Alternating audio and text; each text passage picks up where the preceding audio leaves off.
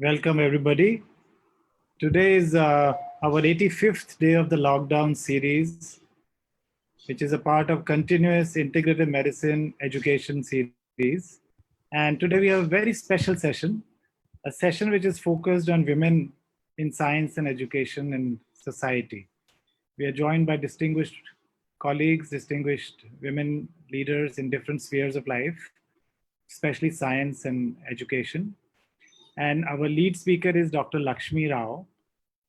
She is a professor of neurophysiology at NIMHANS Bangalore, where she has obtained her PhD, and her master's has been done in Manipal, KMC Manipal. Her research interests are aligned to neurophysiology, but she takes active interest in the Indian Academy of Neuroscience activities, academic activities, social activities. She has more than 30 international publications and has guided more than 15 PhD students. Lakshmi is an active member of Indian Academy of Neuroscience, as I just mentioned. She's also an active member of Association of Physiologists and Pharmacologists of India. She's actively involved in initiating and executing transformational ideas, policies, strategies for Indian neuroscientists and physiologists.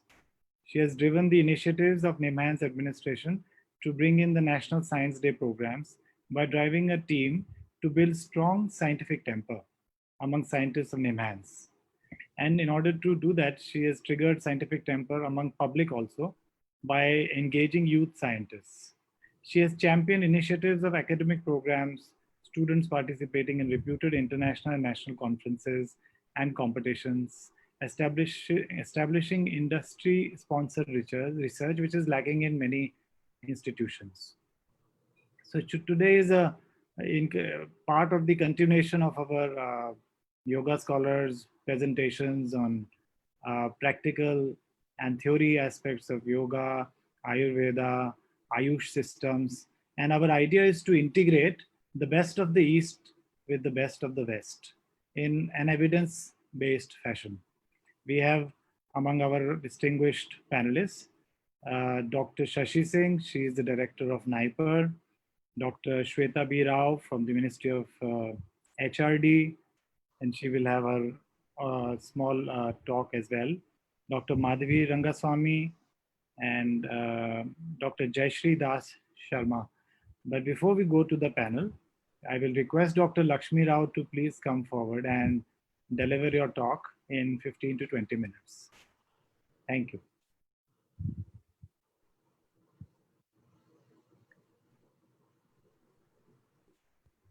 You can unmute your mic. Okay. Can you hear me now? Yes. Okay.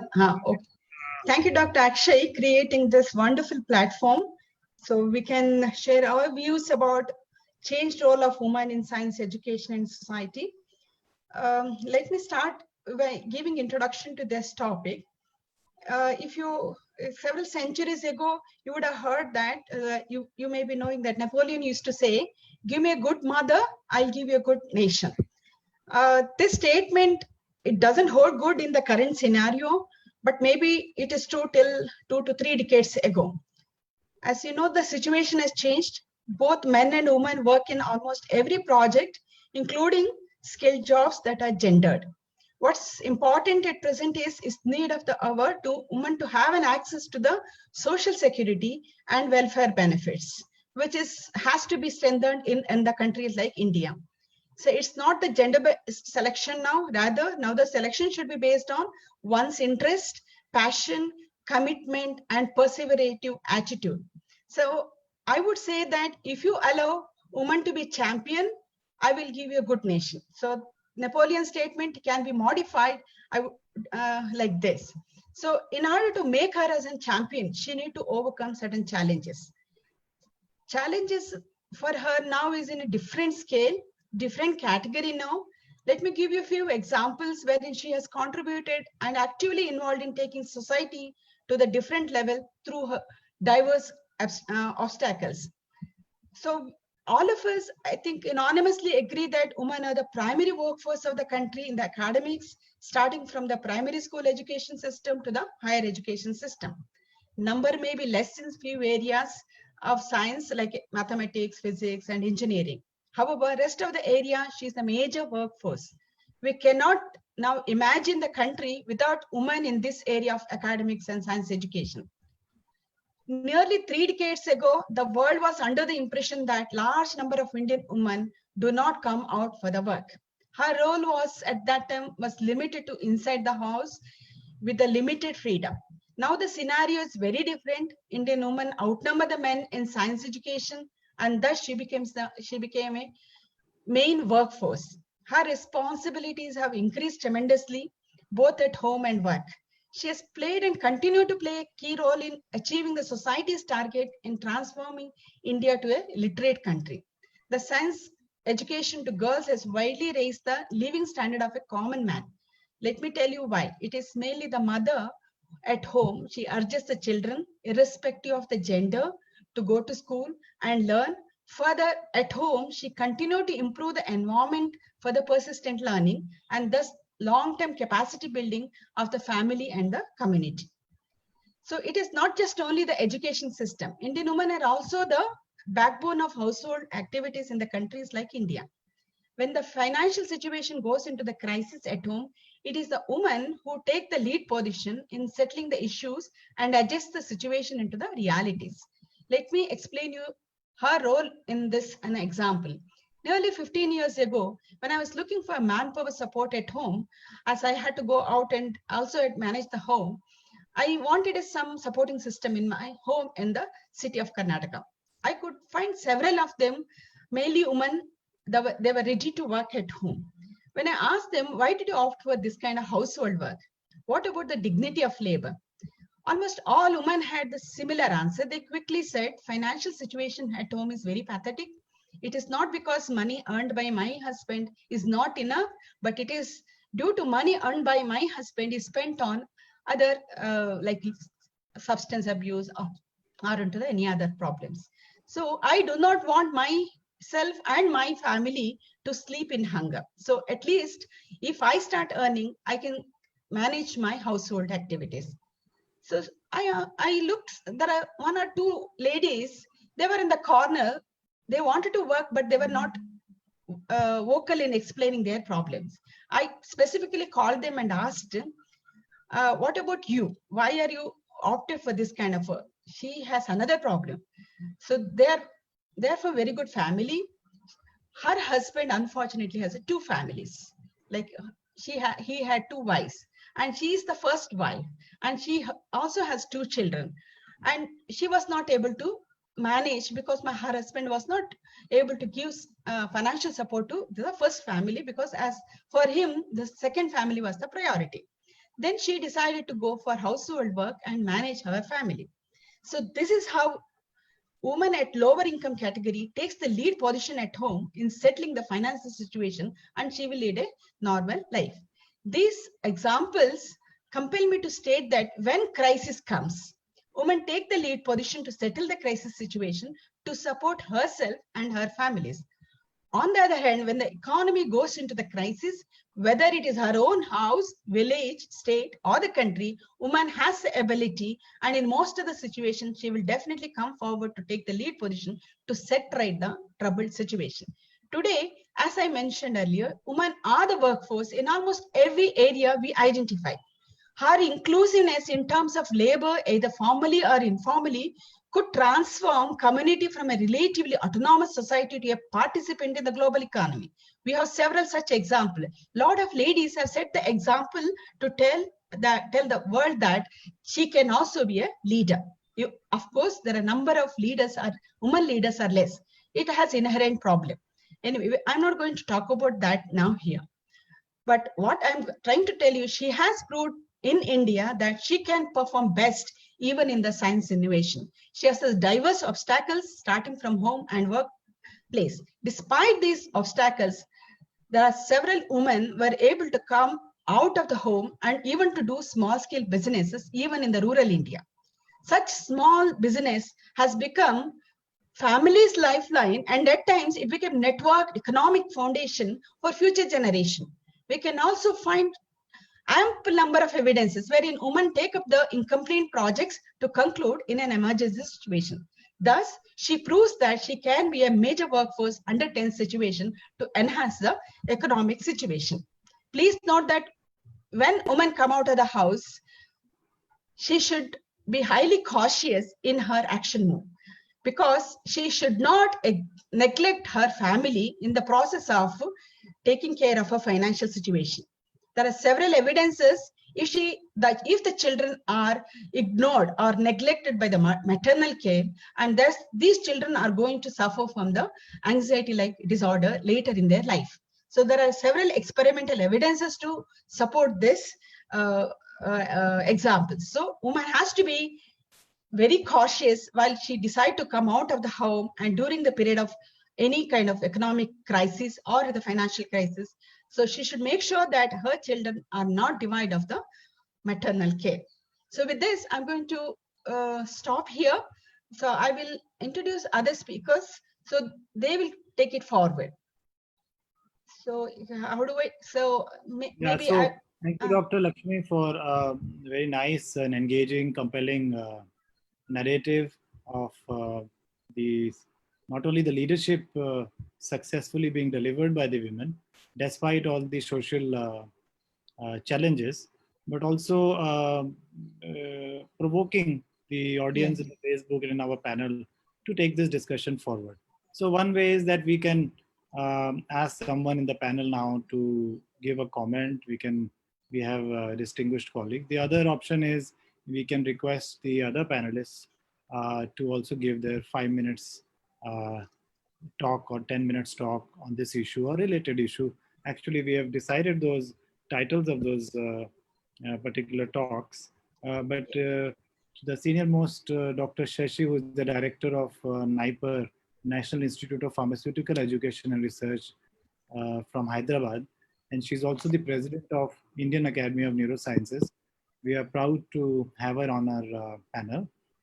Before we go to the other panelists, would you like to comment, Dr. Shashi, anything, or shall we just move forward? Whatever. Yeah, thank you, Dr. Akshay, and thank you, Dr. Lakshmi, for really giving a very nice introduction, intriguing the mind of each one of us. I think, as has been said by her, women I've seen have a ability and also have a aspiration to take leadership role. And it has been seen centuries together, and I think India is a good example where we have women who have taken leadership role, right from Prime Minister of India, even the President of India, we had a woman in place. So India that way is quite progressive in taking women on board and making them in leadership role. And it is because of the effort and aspiration of the women, in spite of so many hurdles we face culturally, financially, and in many other ways. But women aspires to be at the higher level. It is always people sometimes think, oh, women doesn't want to take leadership role for many reasons. But I can tell you, many women aspires to be at a leadership role. It is the society, it is the culture, maybe it is the way things are in management and all. Sometimes there is a biasness, and which sometimes makes women not to take leadership role. Thank you. Having said so, but still, I feel women being, maybe for being biologically like this, and also the way they've been brought up, women have a lot of qualities which makes them better when they are given leadership role. And we have seen during COVID-19, many of the women which are leading in some of the countries, there the COVID-19 situation is better. I'm not undermining the men. Even in some of the countries where men are the leaders, they have also done a good job. Like our health minister in Kerala, she has done a good job in tackling COVID-19. So women, when given a leadership role or when they are in the leadership role, they do better. And I'm not talking about, when now this is the time when we should be talking of individuals. I think we have come a long way. when we used to take women, when we used to really talk about the women and how do we take them forward. Now I think women are in a position in India and maybe in other countries where they can themselves take a leadership role based on their competence, based on their ability, based on their capacity. For the reasons, I always believe women has many qualities which we can see when we come across women as leaders, and women not as a leader. All women are leaders, all individuals are leaders. Even if we are sweeping the floor, if you do it, the way you take your responsibility, that defines your leadership. So women have a ability, to network. I'm seen when two women who do not know even each other, when they meet for the first time, they become so friendly. They're able to talk, they are able to discuss, they're able to sort of communicate. So women have the ability to network. And also I've seen, because of, the way women being a mother, the way the emotional quotient, they are emotionally able to connect with people. And this ability also makes them a good leader. There's sense of strong dedication, loyalty, and commitment to their organization. Most of the women say outliers will be there, but I'm talking in general. Don't take they take everything to individuals.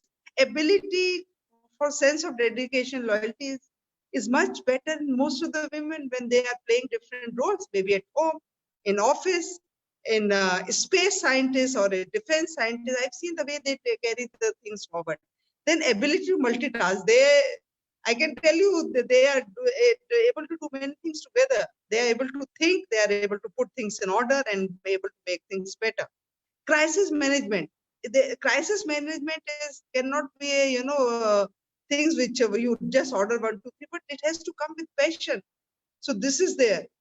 Then they have a collaborative work style, democratic culture, and willingness to share information, interactive leadership, and they're compassionate, empathetic, and understanding. This really, when the same task is given to men and women, but the men will focus the outcome, the women will focus the process, in which all the processes which are leading to outcome, she will try to embed in this process compassionate behavior, empathetic, and understanding of each individual who are working, and how the one who are not doing, how do we improve it, or how do we sort of see that the work is done.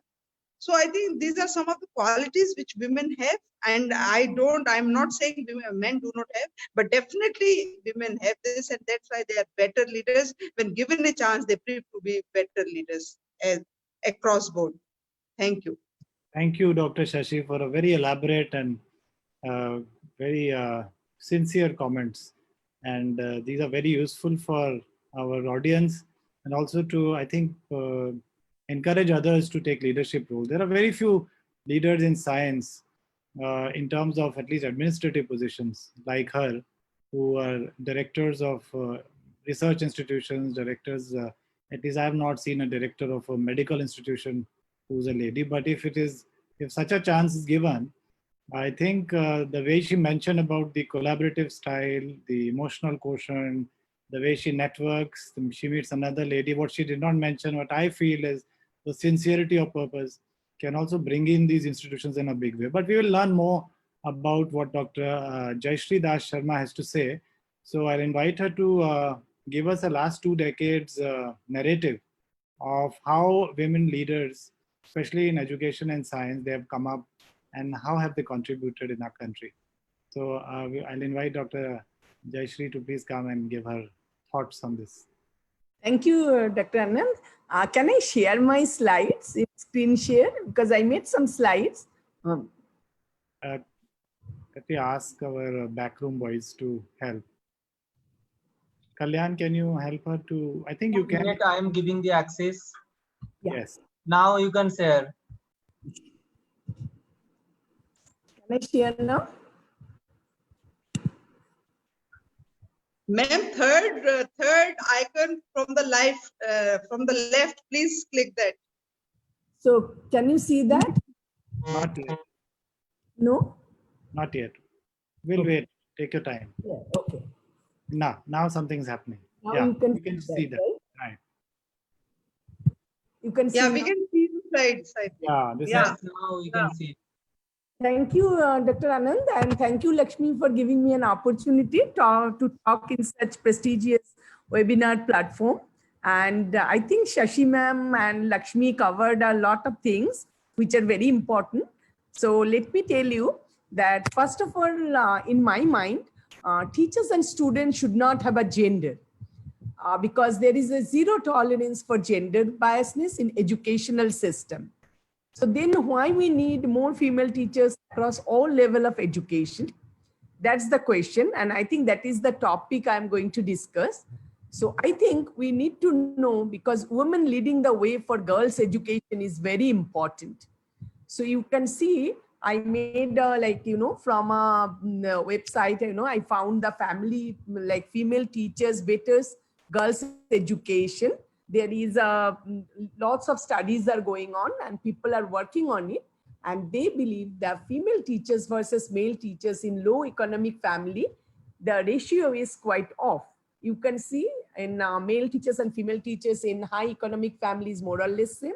But in low economic family, there are more male teachers than female teachers. So now, what is our role as a leaders? As Shashi ma'am is here, what we can do together to make it a better society? So for that, I asked that question, that why we are talking about the female teachers? Because I think none of us will disagree that mothers are the ideal teachers, because taking the insights from home, because they are already endowed with the power, that is the highly developed sense of compassion, so they can understand the children better. Not only the children, all levels they understand better. As Shashi ma'am said, they can network and they can solve the problem by networking. And the best quality the woman can have it is the patience to teach, because a teacher needs to listen, and then if she has to have the patience, so to listen the repeat of the things thousands of times, and maybe she has to repeat thousands of times. And the third one, I think the most important ability of a teacher is the sense of responsibility to understand the problem behind the struggling. Why the kids are struggling and how to solve the problem is the main task of a teacher. And then sense of duties of inspiration and aspiration based on a capability of a children. A mother can understand which kid can do the profession better. And then we have to raise children, taught all the mothers how to set rules, because at home we have to have rules and mothers have to be strict, but they know when to put aside the rules, so that is not a torture to the kids. Same thing needs to be followed in the classroom, because we know a classroom is a chaos without the rules. But this is the ground of fun and enjoyment. And here first, as a kids, we learn how to behave properly in a team. And mothers have learned to appreciate the joy of discovery. Most of the time people achieve something, but there is nobody to share nowadays, which is a big task today. As a mother, everybody should understand the joy of discovery in that moment has to be shared, because the new findings, new understandings can keep a student to go further and can achieve more. And that's what the mothers never get fatigued to seeing the lightness of happiness of the children when they understand the new thing. So that's what mothers are the ideal teachers. And as I brought up in a very much joint family, and I have seen several joint families where I have taught actually by my grandmothers. So I think grandmothers or mothers are the best teacher at home for ages and will be forever, especially the country like India, because they put the home together, which is one of the most insightful educational ground for the growth of the children as well as the grown-up member of the society. So that's what the women can be a very good teacher, taking the insights from home and bringing to the professional life as a teacher. So I thought, as the lockdown is going on and all over the world, pandemic, COVID-19 put it in a tenterhook, and people are going through lots of uncertainty, anxiety. So this is the time a woman can help a lot, because we know The women teachers play a major role in psychological counseling, which is called as mind care, because they can save several thousands of students' life from their stress and anxiety, especially in the teenagers. And this is not only true only for the semester during the exam time, throughout their tenure in their educational system. And the women teachers play a major role in upbringing the moral values as well as the mental health. In a life, there could be several types of stress, but how to manage the stress, women are the best teacher to tell that, like how to solve the problem without taking any risk of the life. And especially today, when the COVID-19 pandemic is going around, women have a very important role in mind care and emotional counseling of the students, because they are going through social isolation, anxiety, and uncertainty. So now the role of women teachers are much more, and I think we all will carry that in our mind. So now, as we already know that, but enhancing education among women needs to be combined with professional training of education at school, college, and universities, because this is the key to increase the number of teachers in educational system. So I'm not going through the slides. If anybody wants, I can share, but there are several conferences and there are several developmental programs was held by United Nations Children's Fund, which is UNICEF. And they realized throughout the statistical analysis that we need more women teachers across the level of education, and there should not be any gender gaps. But if we look at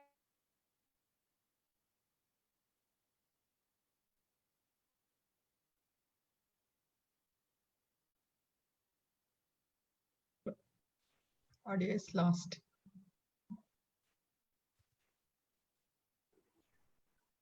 Is she talking? Yeah. Something I think- happened to, We are not able to hear her. yeah, maybe something went down, probably something wrong or poor connection of internet maybe. Internet maybe, yeah. Yeah, but we can carry on with our discussion until she resumes. I was Yeah. just looking at, so when Dr. Jayashree has, can you Ah. yeah. maybe you're switching slides. Yes. Now So- you're, So any sustainable development goal needs the teachers, because they fulfill the pivotal role in keeping the promise. And in that, there are 58% of the girls are coming there. So we need to increase the number, because today's girls are tomorrow's mother and tomorrow's teacher. So we need to fill the gap, but not by number, but in the quality of the education, of course, because that is the key to success, to remove the gender biasness in the teaching workforce. Also, the gender parity in the teaching workforce should include staff and school leadership. So leadership, we need to make the mind, not only the hands, not only the teachers who will come to the class and teach, but the quality of teaching is very important. And gender inequalities in the teaching workforce are deep-rooted and systemic. But we know that we need to avoid that, and we need to bring the harmony in that. So not enough female teachers at higher education. So globally, there is a warning, the society, that we have to have more women teachers in our education system for last few decades. Because a mother who can be a woman teacher need to be aware of the current affairs of technological challenges and economic growth. Like what our kids need to know today. Like today you can see there are lots of mobile phones are used for teaching through online, and parents are going through a critical time, that how much time a student or a son or daughter should spend for classroom teaching, and what time they are spending for just surfing the internet. So we know we have the technology today, but we need to know how to best use of the technology so it can help in the growth of the economy and growth in the development of our country. So here, I think,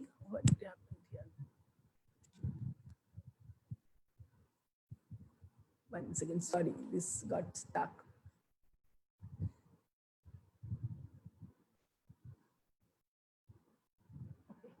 So at this point, I would like to remember the name of some female Indian teachers who led the path of knowledge and now wisdom is lightening it.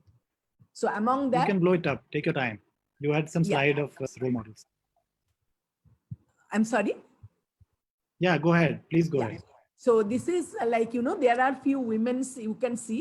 So what I want to say, there are the women's name I have taken. They were the teachers and scientists. Dr. Ashima Chatterjee was one of the scientists who found the drugs against cancer.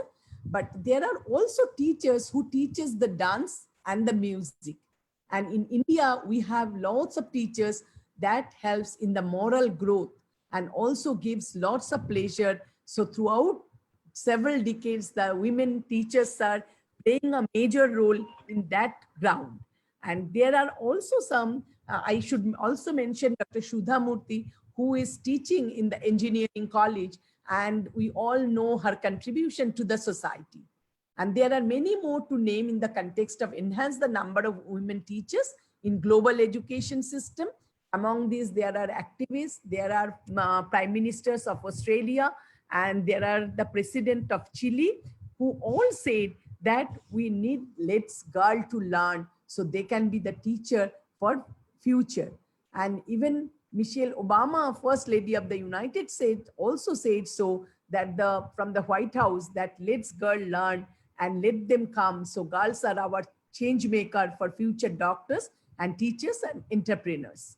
And similarly, Dr. Hillary Rowan Clinton also said from the Secretary of State that when girls have equal access to quality and equity, then the cycle of poverty are broken and economy should grow. But we should also remember that we should not misuse the opportunities to take the advantage of this situation. So with that, I think a good teacher should be like a candle who gather knowledge and share knowledge by lightening itself to enlighten the path of others.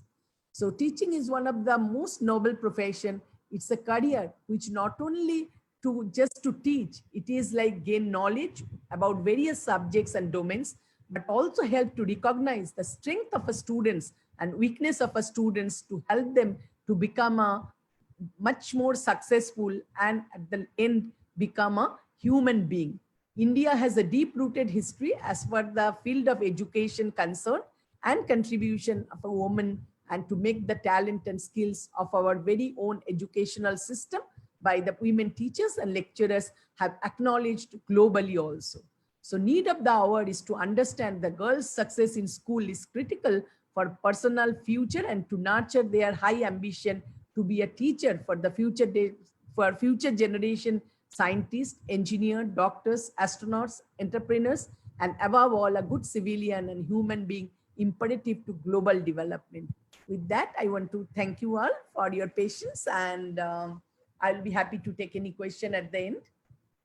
Sure. Thank you so much, Dr. Jayashree. Can you flip your slides so we can see you? Yes. Yeah. Thank you. That was a good narrative, a good overview of how women have been contributing at the school level, society level, education level. That was an excellent presentation. Can we take a few quick comments while she flips over from her desktop to... Absolutely. Dr. Lakshmi, do you want to invite comments? I think you're not able to. Yeah, I can hear you. Yeah, but can you, I see a screen where I can see the desktop. My Maybe- desktop. Huh? Yeah, Okay, no, okay. Dr. Jayashree's desktop. You can see Okay, my okay. desktop. Oh. I think we have to come out of that. Yes, this is good. So Okay. I think Dr. Jayashree has covered the entire, what made her to come out and started contributing in the science education and also in the as a workforce. Probably we can take the questions at the end. okay, unless there is a burning. We can, yeah. Yeah, we there can is take that- it at the end. So Yeah. would you like to walk us through to the next panelist, Dr. Shweta? Ms. Shweta D. Yeah. Rao. Yeah, You want to Shweta. introduce her? Yeah. briefly? Yeah, I can introduce her. So Ms. Shweta Rao is an Indian Economic Service. She is presently posted as a Deputy Director of in the Department of Higher Education, MHRD. She's currently looking into the matters of science education and research, specifically institutions like Indian Institute of Science Education and Research, that's ISERS, Indian Institute of Sciences, Bangalore. She has done her master's in, she's basically economist, and she's from Bangalore, Karnataka, basically. And she has the vast experience, spans the Department of Commerce, Direct Benefit Transformation, that is a DBT mission, Cabinet Secretary and Ministry of Agriculture. In the Department of Commerce, she dealt with matters related to the WTO and free trade agreements.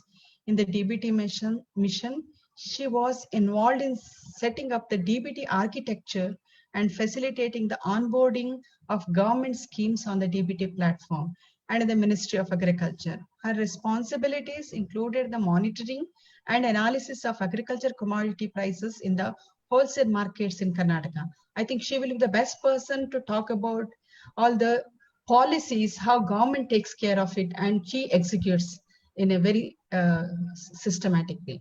And also what the MHRD's role in exerting quality. Yeah. The women's work, in addition to what you mentioned. Yes. We both welcome you and looking forward to seeing your presentation.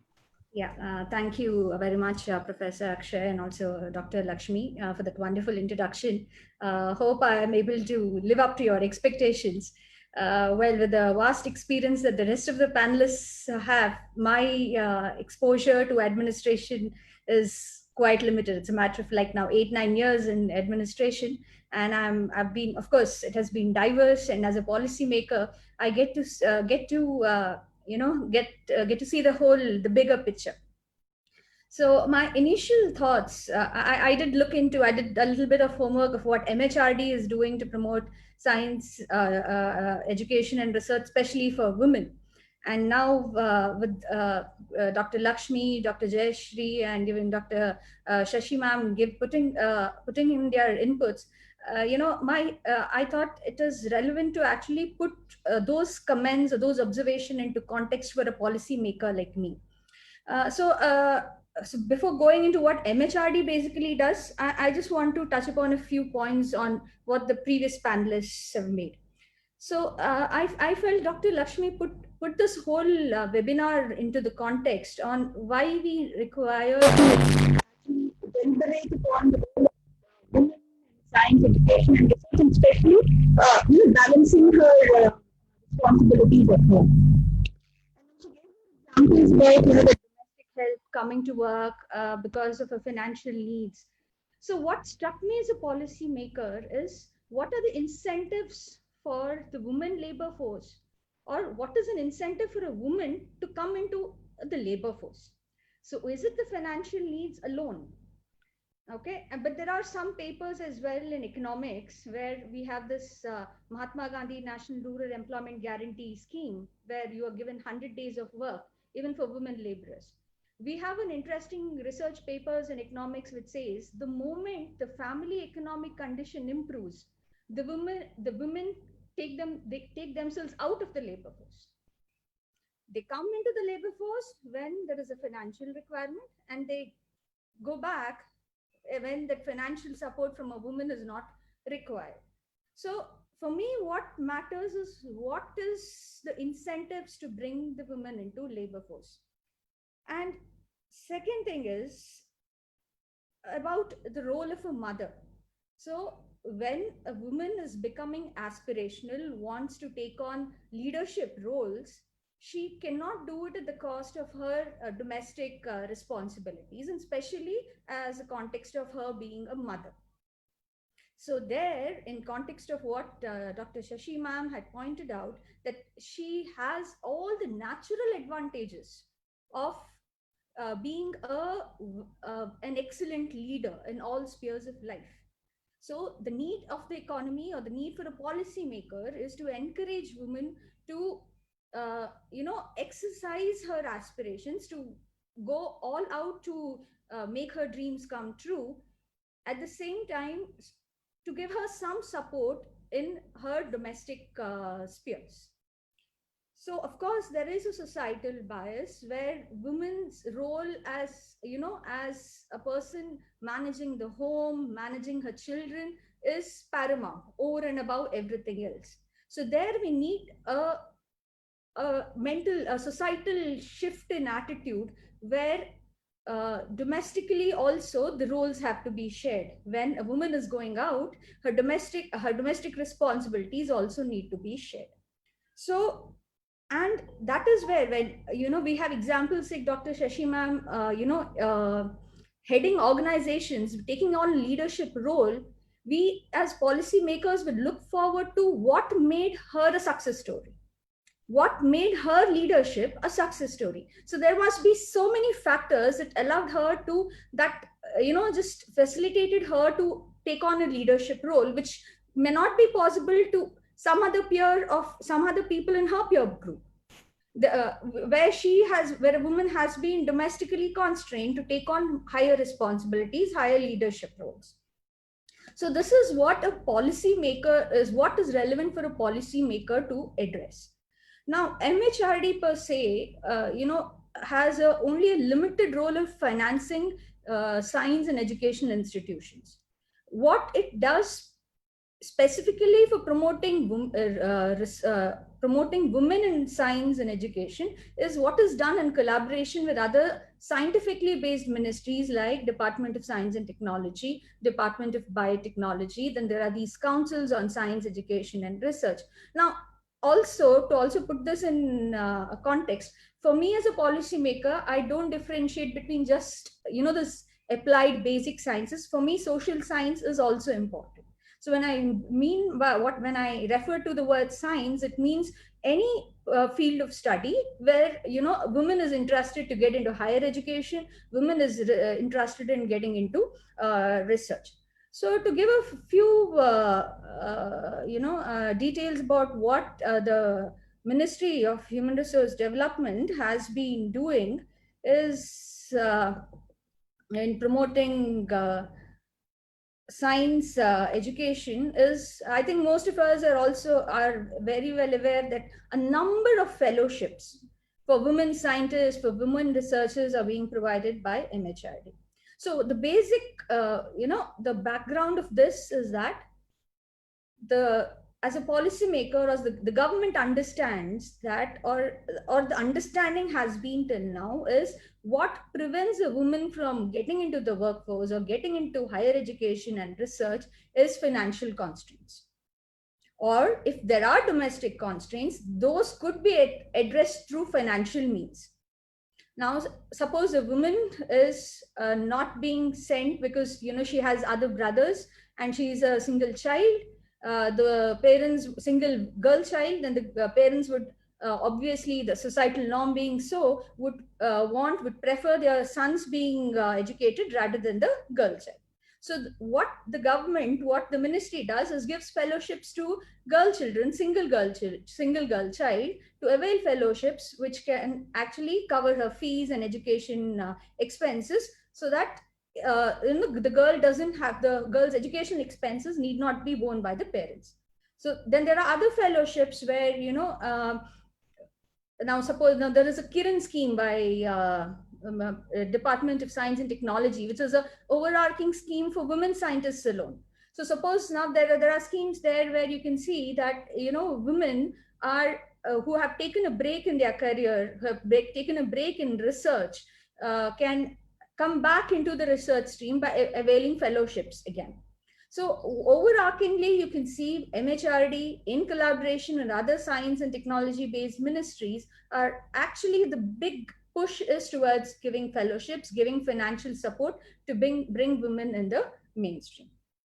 So that's one point that I wanted to make very this, and it has been helpful. Of course, we don't have enough data to actually prove that this is actually helping women to come into the mainstream. But then apart from what MHRD per se is doing, I have basically seen, because when I'm dealing with ICERs and IAC, we encourage these institutes to on their own, if they have their own funds, to actually encourage women scientists and women students. For example, Indian Institute of Science gives an additional 2 years fellowship to their women researchers if they have taken a break, PhD researchers, if they have taken a break due to maternity leave. So this is where, the ministries as well as the educational institutions being funded by the ministry are making efforts to see to it that the women, who are interested, who are aspirational, want to get into careers, want to get into higher leadership roles, are not disadvantaged for any reason for taking on or fulfilling their domestic responsibilities in any way, Paul, in any aspect. So, and the very fact that we still, I also, attend these board of directors meeting or finance committee meetings. I most often in most of these institutions, I find myself as a single lady in the whole meeting. So I have, in the last 1 year in MHRD, have been given to understand, and it's been my practical experience, that women in India still get stuck somewhere in the middle rank. To come at the top, she needs, and I think that is not because of having a financial constraint. It is mostly because having constraints at the home front, and constraints about having to take on family responsibilities. The expectations of the society from a woman as a family member, a family role model, is too high, that she has to sacrifice her aspirations, her career-wise aspirations, to at the cost of for fulfilling her family or domestic ones. So MHRD is trying to get more and more women onto the career front, research front, but only through financial support. So a lot more needs to be done, but as a policy maker, we cannot intervene. A government cannot make it mandatory for all women aspirational candidates to come and say, and to make it compulsory. No, every family should allow the daughter to come out and allow get into higher education. We can't make it mandatory. At the most, the government can only give the right incentives, and financial support has been the only medium through which government has been wanting to promote.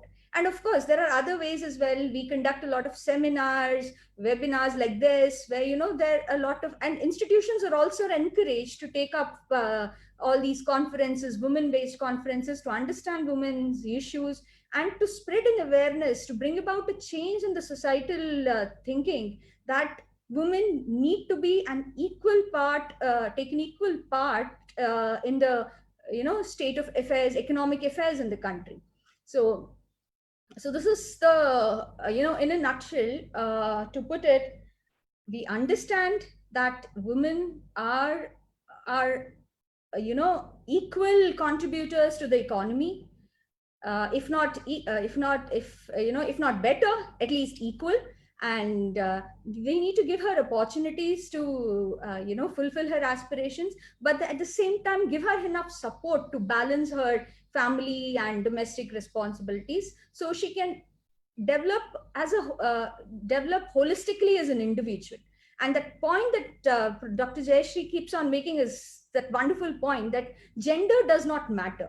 So the very fact that I'm a woman, and it actually impinges on my aspirational capacities and abilities, that is where gender starts hurting. Then that's where I start regretting that I'm a woman.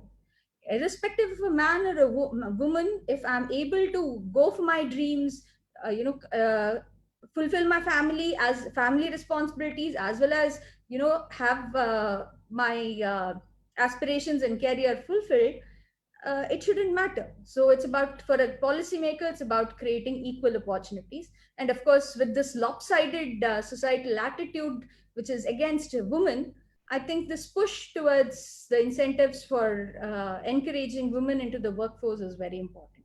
Thank you. Very, very nice. Shweta ji, you nicely put it up. But since the questions are at the end, I think Lakshmi is coordinating. So I will keep one reserved for later. Okay. Yeah, Lakshmi. Okay. I think now we will move on to another speaker, Dr. Madhavi Rangaswamy. Dr. Madhavi Rangaswamy, she has completed her PhD in NIMHANS, Bangalore. Her primary field of interest is electrophysiology and cognitive neuroscience. She was a member of Henry Beckleiter Neurodynamics Laboratory in the Department of Psychiatry in Brooklyn, New York, where she did her first postdoctoral fellowship. Her work has been focused in identifying the neurophysiological correlates of brain dysfunction in alcoholism and related disorders, understanding the aspects of risk and impulsivity and their effects on brain function in offspring of alcoholics, genetic correlates of electrophysiological markers of vulnerability to alcoholism. Presently, she is in Christ University as a professor. She is teaching cognitive psychology into the master's program in clinical psychology. So with this brief introduction, I will request Dr. Madhavi to share her views and about the mindset of women. I think she has her own wordings. Okay. So Thank you so much. First, I'd like to thank Dr. Lakshmi and Professor Akshay for this opportunity. It has actually been very interesting listening to all my senior colleagues and people who have been in sort of, very strong leadership positions. My outlook on life and this particular topic primarily comes more from the grassroots level. At heart, I'm a professor, and therefore also being Indian at heart, I'm a teacher. I think this teacher role is something that is very strong within our ethos. But primarily, my work now doesn't involve so much research as it is mentoring. I mentor undergraduates, I mentor postgraduates, and I mentor my peers. A lot of junior colleagues who join in as assistant professors, and a lot of my insights are from this kind of experience.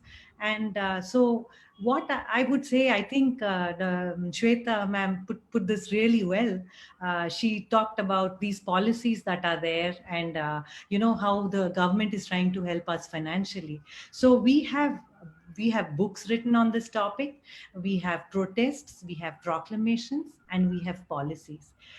Most of them are very good. Most of them are very sound. Most of them give us that particular framework, which should not raise this question and the question that we are debating today.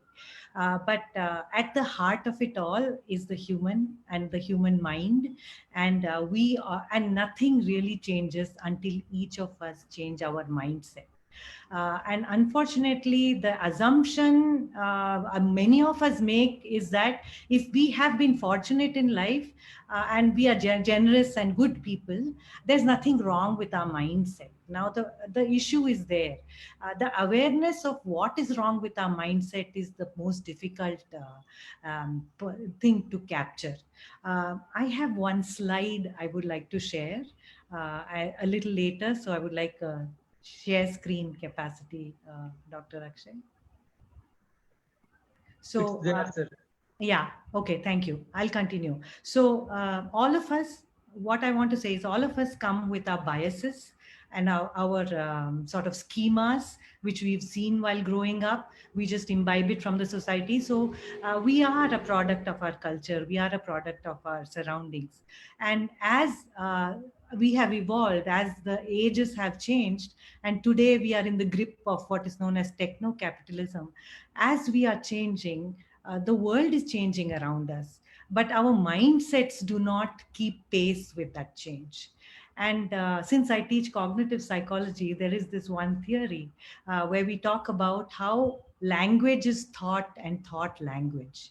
And that is one of the key points I would like to make in my talk, just one point, which is what we need to do is to actively challenge gender biased language and behavior. If we start to challenge it at a language level, we can move on to challenging it in a behavior. I don't mean challenging the other person saying you didn't say it in the right way. No, these are mindsets that are part of all of us. And if we can sort of catch ourselves at that point, that would be a beginning to make this kind of a change. I would like to share a slide at this point.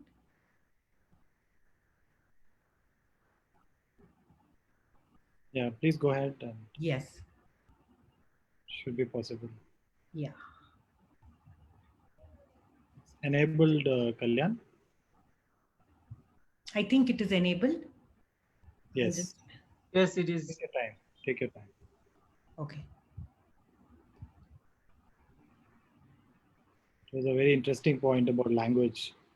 Yes, so I want to illustrate that. Are you able to see my slide? Yes, Yes. we can see. Yeah. Okay. So we are talking about women most of the time, and this is a common talk.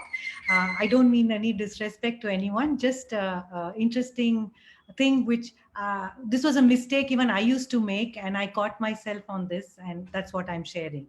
So we talk about women a lot, and our most enduring stereotype is mother, right? And that fills the role of a woman, right? However, what we have to understand is for women, yeah, we are mothers. I mean, that is a very important role. And particularly in India, that's one kind of a role that we can, that's given the most respect, right? So that's most important. But we are also teachers. We are also scientists. We are astronauts. We are sports persons, and so on, right?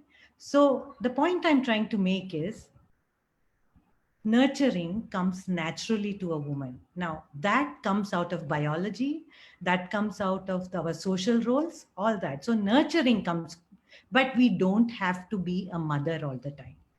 That's one point I would really like to make. And I want to say that from the perspective of, okay, how do I unshare this? Right. So why I want to say that is one of those enduring biases that sometimes holds us back. So when we are always thinking of us as someone who on whom everything in the home rests, that we are the pivot on which the world turns, then let's say your boss walks in and says, oh, you know what, by the way, there's this very interesting project meeting happening, would you like to join us? It's at 7 p.m. today. Now you'll say, oh no, it's all right, that's fine, I'll get to hear about it later. Now, okay, so even a man can do that. It might be late and he's the one who's taking care of the kid.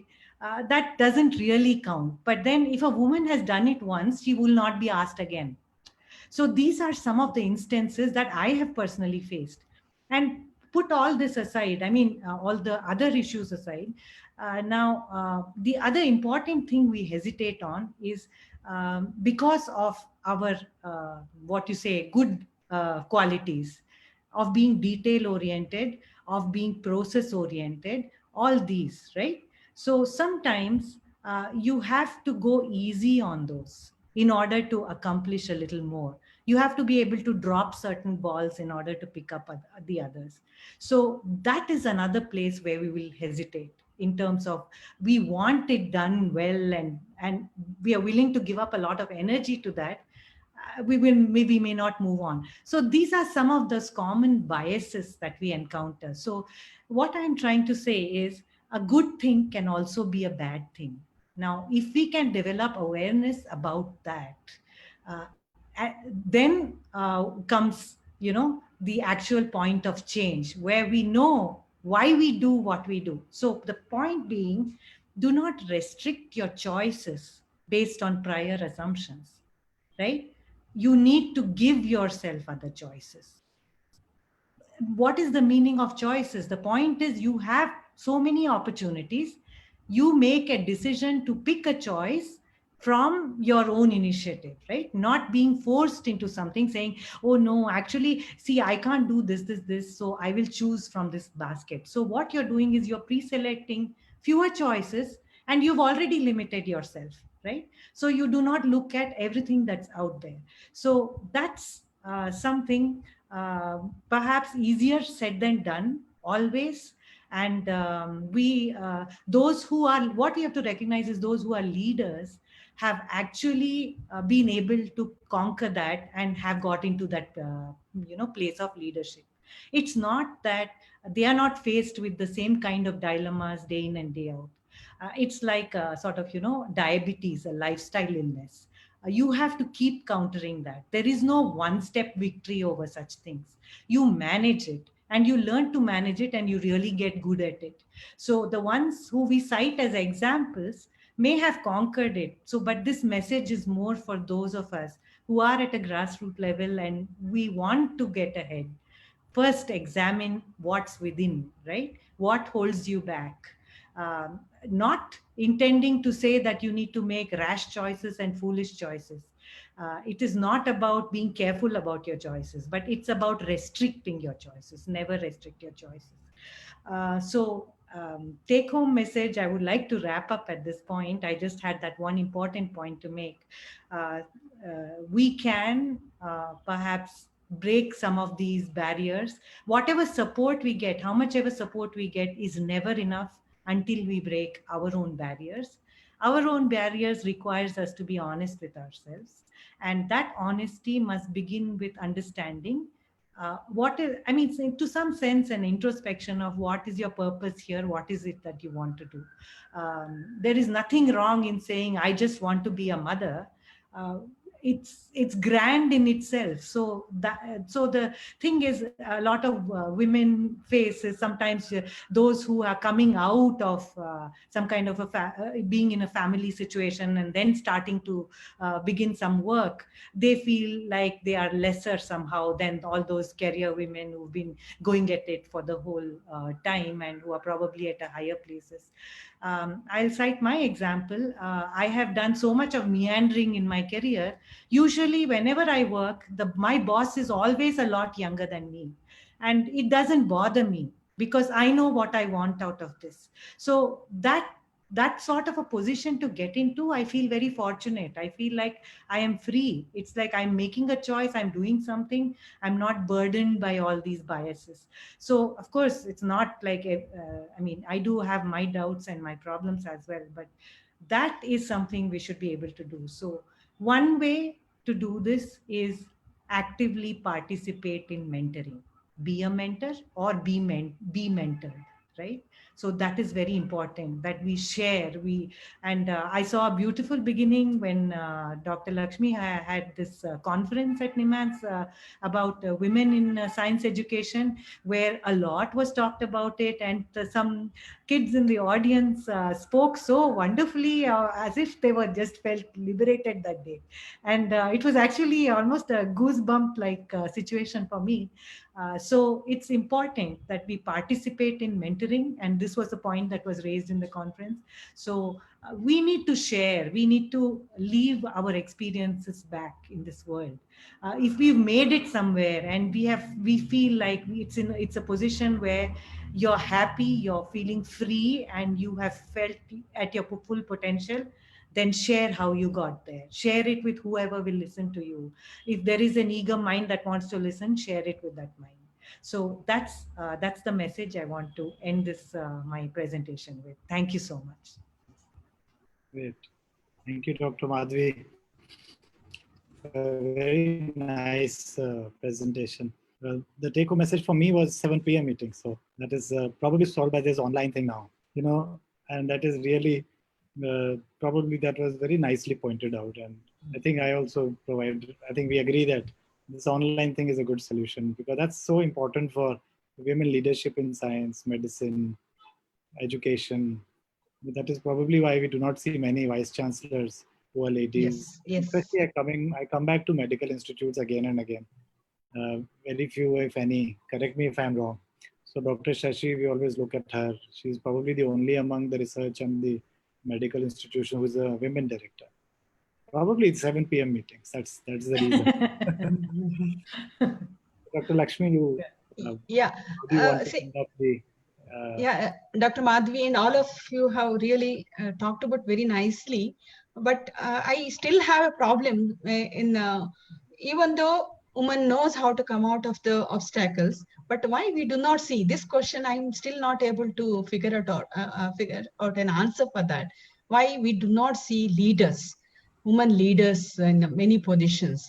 Look at any medical institutions, very, very few institutions only having woman as a director. Is there anyone can think is like? I have a thought. Yeah.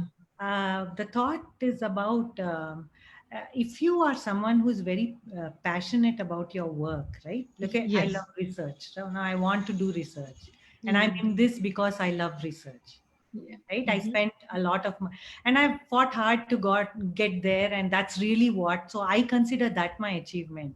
Now, if I want to be a leader in an administrative sense, it takes you away from all what you love. So perhaps we can make difficult choices in a sense that to stick with what you love is probably more important than going out of it. So I don't know. That could be one of the reasons why. I mean, these are some comments I've heard from some people who have refused positions, who have refused to go beyond things, saying, "No, I like to do bench work." And it's not because of lack of ability. I have a feeling it's more about having the freedom to make a choice and then making a choice. I don't know. I mean, Which I'm not sure about it.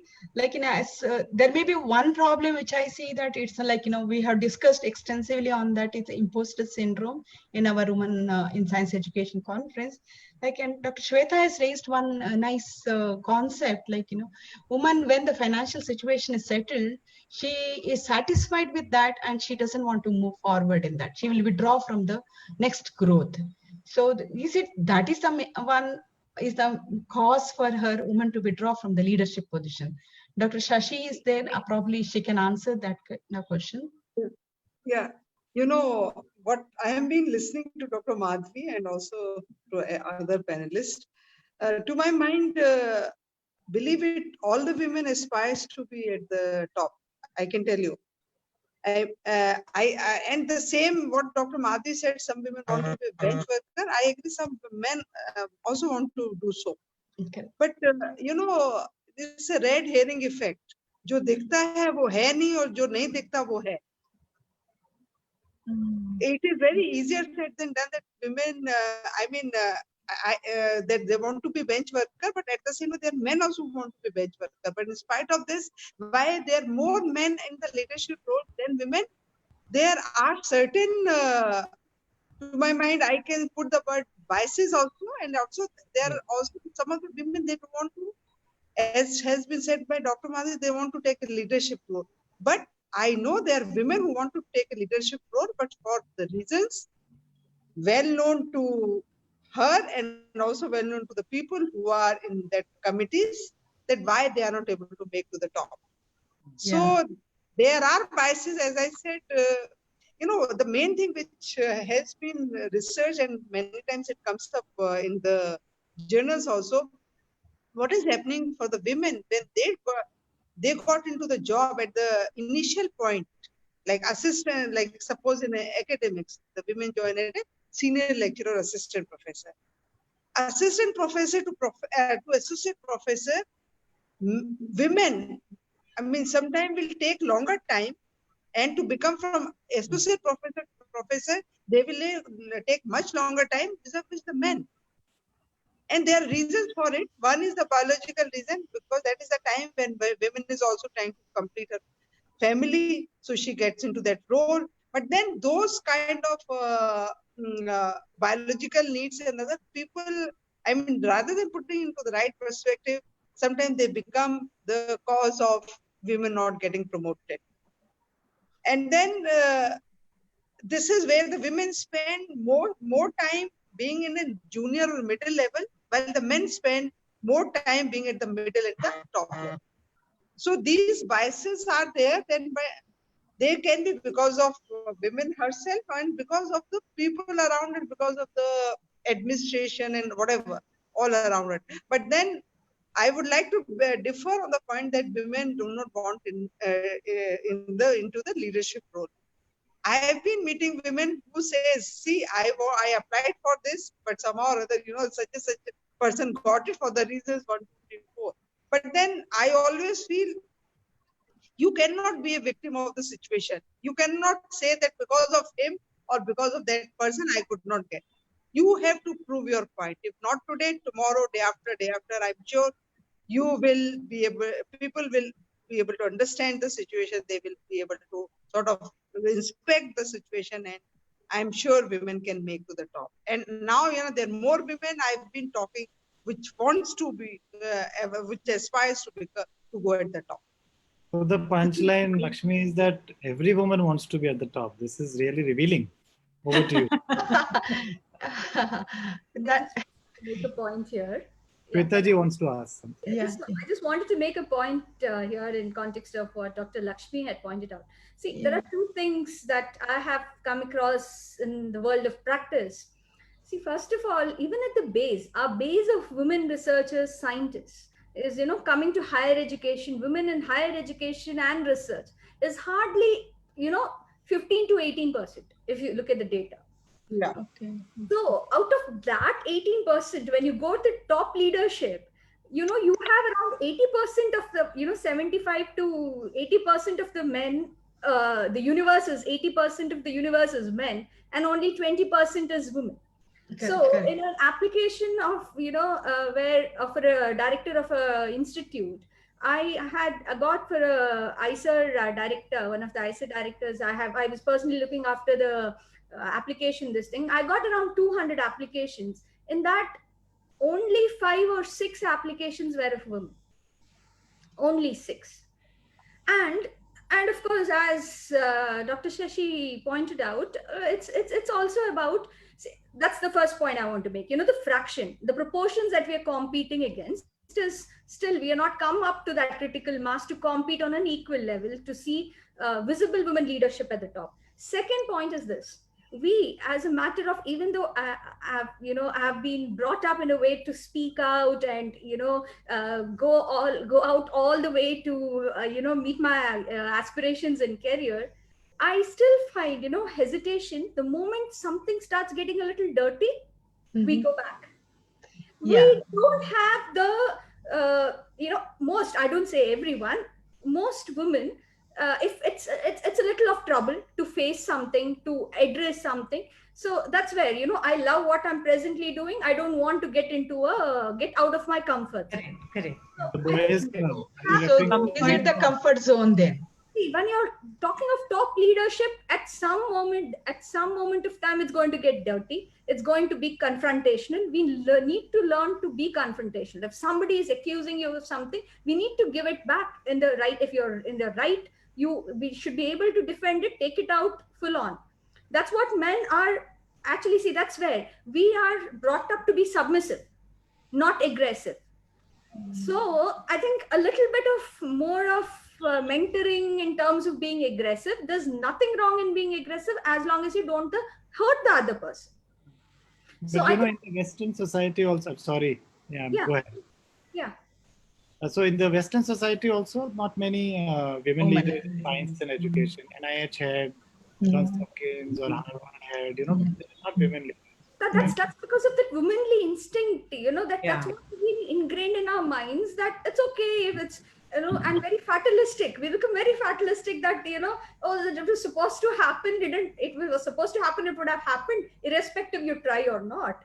So I think these two Yeah, factors. I agree that aggression is bad. So it's a no-no.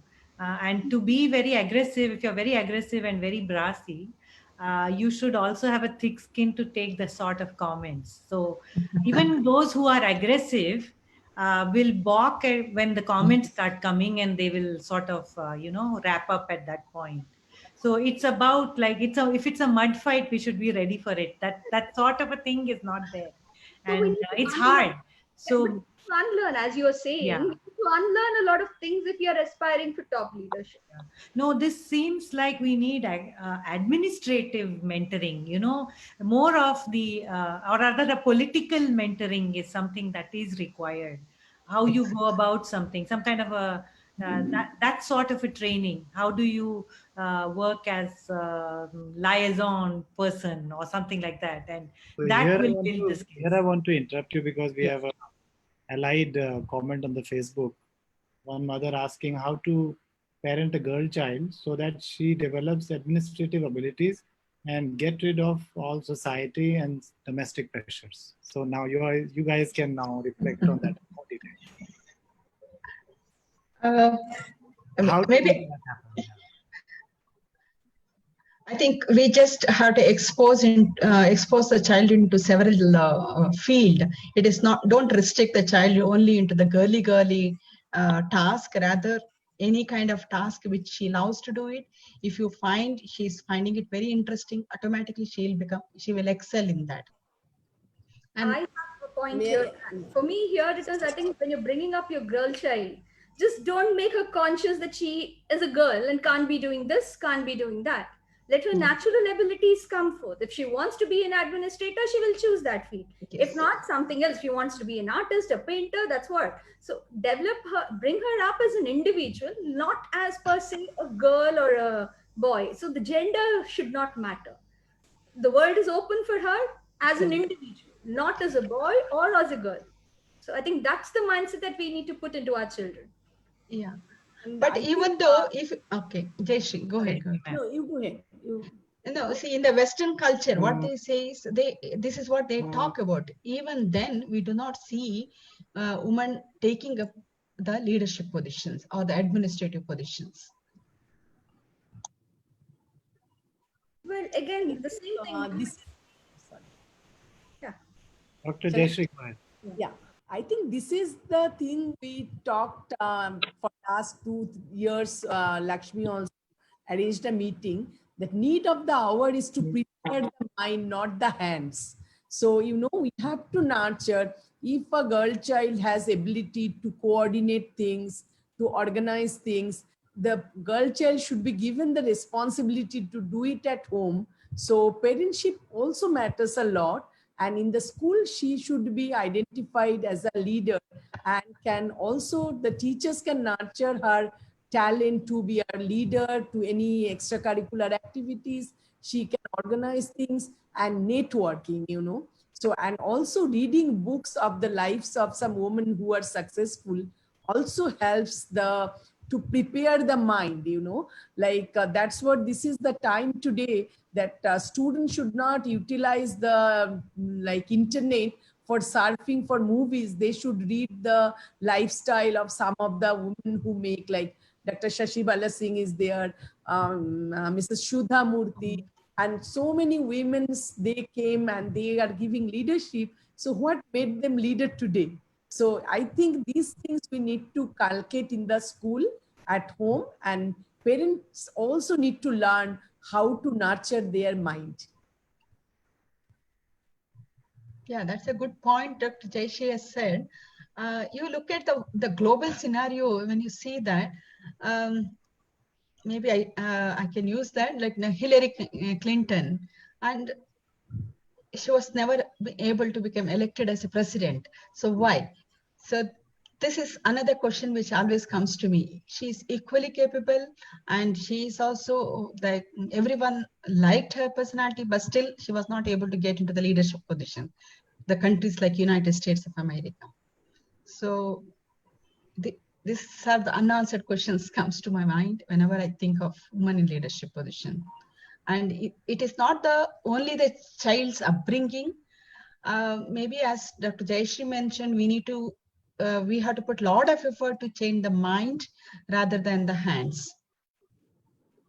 We need more and more mind-body connect. And we need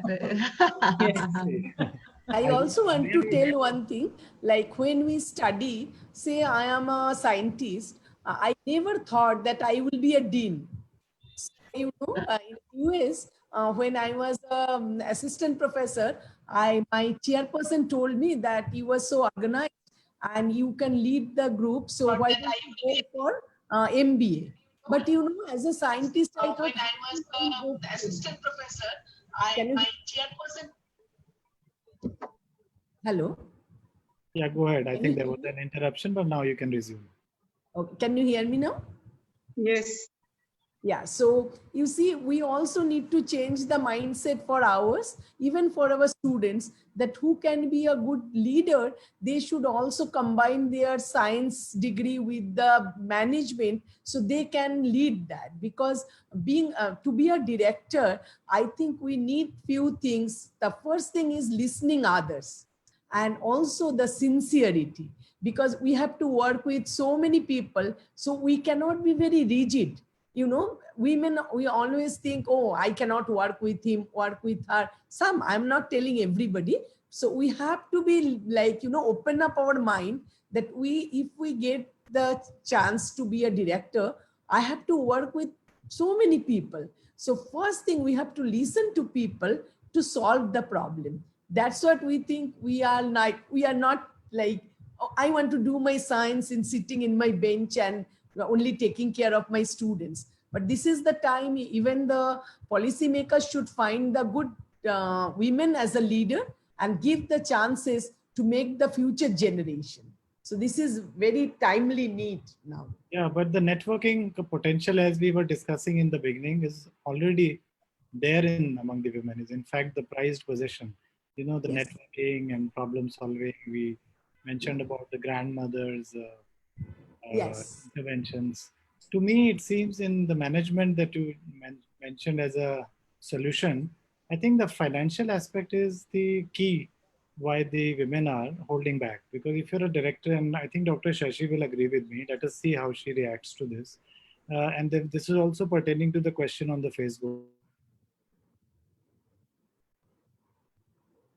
So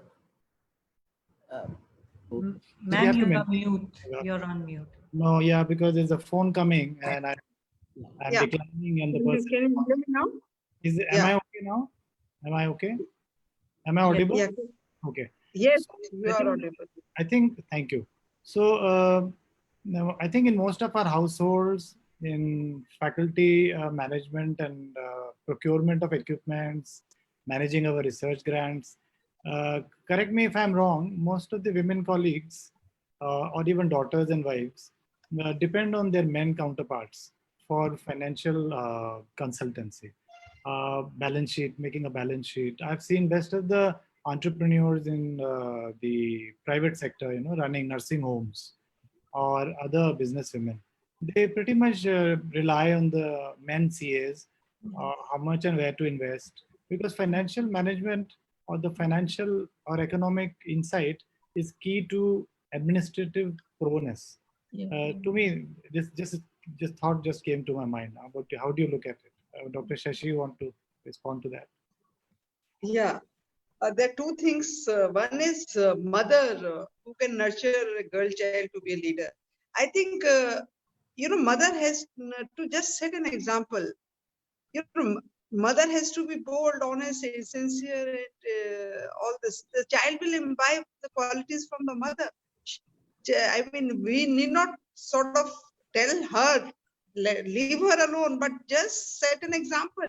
Mother should be a role model to the child, not only the girl, to the even the male child. So the way you carry yourself, your daughters or son will imbibe. This is what I've seen at my own place. I have one daughter and son. You have to set an example. So if you set example that the way you carry out daily work, the way you talk to people on the phone, the way you behave with people, that itself gives a good example for your children to follow. So leadership is both nurture and nature, but then nurturing by the mother is automatic depending on how mother is, So this, I think it is more of the mother who need not say much, but just put it into action. So this is one. The other part about the finances, I am not very sure in what context you are talking, Dr. Anand. Budget But management, like in Huh? budget management in house or budget But- management in the lab. Yeah, right. See, again, traditionally the role of a woman is to manage house. So, though we are now have a lot of IMs and other things, but women in a very small ways managing their house with whatever budget they prioritize. They also have a long-term goal, short-term goal. How with this much of budget, how can we run the house 1 month, 2 months, 3 months? So women that way, we have been sort of maybe wherever the women are running the house, they have been trained to organize and they have trained to organize the finances also. And that also, to my mind, maybe coming naturally when they take a bigger role in terms of finance. Maybe in a hospital or in the administration, and maybe applying for the grant and all this. So to my mind, one is coming naturally, other is, whatever you have to do. I mean, you have to sort of think about it. Thinking is very important. As a leader, I may be sitting on my chair for maybe for 7-8 hours in between going around, but that 7-8 hours, I have been thinking, how do I push 1, 2, 3, 4, 5 agendas? How do I bring in more research grant? How do I bring in best faculty? How do I bring in best teachers? How do I bring in best students? So this is my thought process, not only in while I'm there in the NIPER, but even 24/7. Right from the morning, my brain starts working. How do I do these 1, 2, 3, 4 things to put my institute at next level? So it is the thought process by how you want to organize things. If the finance, you have to think, and then put it in order and execute. This is how I've been doing it. Whatever are the problems, I think, I talk, I connect with the people who can give me genuine advice. I connect with the people who can sort of tell me what actions I need to take, so that things start moving. And out of, you always have failures in life. Every day, if you're planning 10 things, 5 may work out, 5 may not, but doesn't matter. But at the end of the day, what is more important, to honestly introspect what went wrong and not to repeat it next time. This is how, you have to, there's small incremental changes, small improvement every day, every month, every 2 months, 3 months will add on to it, and then you will be able to better assess the things, you will be able to better manage the things, because to manage intellectual human resource is not easy, when you have to talk with the professors, assistant professors, your students. I mean, then for this, you have to sort of be focused. What is the outcome? I'm not worried about outputs. I'm worried about outcomes.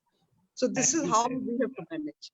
So think, and take risks. And yeah, sure. We have another 5 minutes, Lakshmi, to wrap it up, because we have reached, it's 7:30, 1.5 hours. Just quickly add, just one point. Can I quickly make? Yeah, just sure. Finances on what Dr. Akshay talked about. See, Yes. when we're talking about women empowerment, we should first understand we're not talking about that, she does everything on her own. Mm-hmm. And we're talking about support systems. And if she is comfortable doing her science and research and not comfortable with finances, and it's okay to ask help from somebody. And it's a male CA or a female CA. There are nowadays, even in the field of finance, there are women entrepreneurs, women chartered accountants coming up. So as number increases, maybe we'll see more of women in the field of finance as well. So the mindset also should be, you can't achieve everything alone. You need support systems, whether it is from the male counterparts or your female peers. It's up to it. Yeah. Oh, I was actually Dr. Shweta has said something. I just always say, as a woman, you should have 3 C's. One is you should have your own core competence. Other is you should compete with yourself, not with others. A third is complement. What Shweta said, you have to bring in complementarity.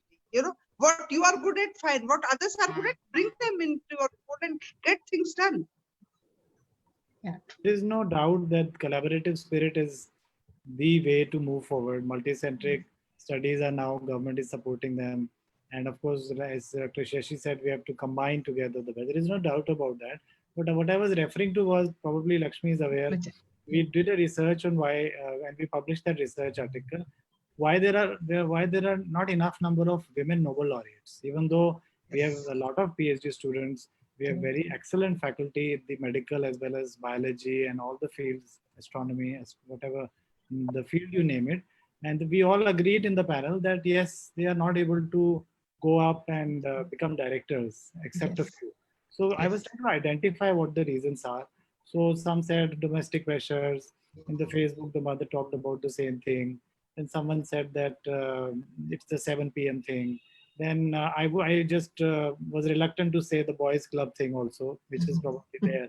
So so we found why the Nobel laureates, why we aren't having enough number of women Nobel laureates. In that research paper we published, a couple of things came out.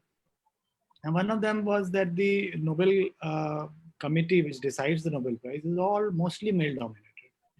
And so that is, again, those meetings, those decisions are done through committees, and they are late evenings or not on the right time. And women somehow, for some reason, are not able to lead those committees, are not a part of that committee. And it is not because they are less empowered. It is not that they are not intellectually stimulating. It is they are, in fact, wedded to they are passionate about the work they do. They do it with full sincerity, completeness, as someone said, in a meticulous fashion, process oriented. Dr. Madhavi said we need to drop some things also, which is very correct. But so we thought, and I was just throwing an idea, if it is an inability, not inability, but lack of interest maybe in financial management, because some of the big administrative decisions are, they have a function, they have a financial aspect to it. And when I say financial, I mean financial risks. So they take a risk, I'm going to do it. And obviously when the risks are there are going to be committees which are going to be male dominated. This is what I was trying to identify a reason why this is not happening. I want this to happen. My all four PhD students are girls. Our faculty colleagues are ladies doing fine. Then the question still remains, why did we never have an NIH director who was a female? Why didn't we have an AIMS PGI Pondicherry NIMANS director who was a lady? Why didn't we have enough ICER? You got only 5. Why you got only 5 applications? So this is something where we need to work on. Because if we have good role models as lady directors, as lady administrators, we will presumably have more honest system of delivery, more sincerity of purpose, more less conflicts probably, and it will be a more harmonious society. And I was looking at, just take one more minute, Lakshmi. I was looking at a profile of programs. We had about 260 events. Dr. Shashi would be happy to know, 260 events in the last 85 days. So we invited people from any of the Ayush system, of course, modern medicine, yoga, and then Ayurveda, genetics, and of course, this is a platform also. So I was looking at the list while you were all talking, and about 60 to 70% of them were, even in the Ayush system, were women. We had Shivani Didi coming, Dr. Disha coming from Art of Living. So we had Dr. Shirley from Patanjali speaking. So I was just looking at the list, and all of them are there. But still, to go there right at the top, at the administrative, science leadership, medicine leadership, how do we identify that and what do we do? So that was my question, and I will now let Lakshmi make the concluding remarks, because we really run out of time. We can just take it. Yeah. I'll just, anyway, just to give you some points about the discussion which is led by Dr. Akshay. And it's most of the time woman is not able to get into the leadership position or in the top position is the imposter syndrome, which strongly we feel that most of the time she feels that I feel like I'm a fail. I must not fail. It's all luck. Like this, she'll ask several questions. So success, actually, it is speaking, it is not a big deal. One has to really get into that. He or she should, anyone who gets suffer from the imposter syndrome, whether it's a woman or man, and they are not able to get into the leadership position, I would say. In order to conclude, I think in one sentence, which I can say that if you allow women to be champion, definitely India will prosper.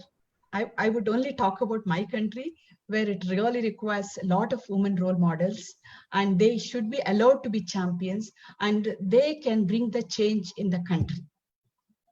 With this, thank you very much. Thank you for that remark. But allow me to make just one last remark, because on behalf of the Facebook viewer, Jasveer Kaur Chahal says, after listening to all of us, and thanks for coming on the panel, an observation that women empowerment is an issue with the entire society, not just women's concern. So I think that really caps out that it is our concern, not just women's concern. Thank you very much, Dr. Lakshmi, for organizing an excellent panel. Thank you, Dr. Shashi. Thank you, Shweta ji. Thank you, Jayashree ji. Thank you, Dr. Madhavi, for at least starting to put in, kindle the fire, and our audience is mainly.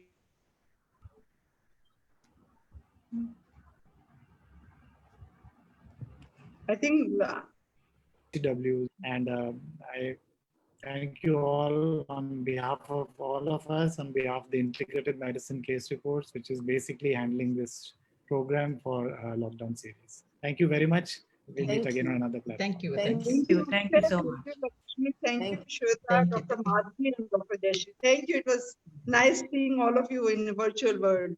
Thank you. Thank you. Thank you. Yes. Thank you. Okay. See you. Hope we can see Bye. each other again in a real platform. Enjoy. Wish you all a Thank wonderful you. Thank week. you. Bye bye. Bye.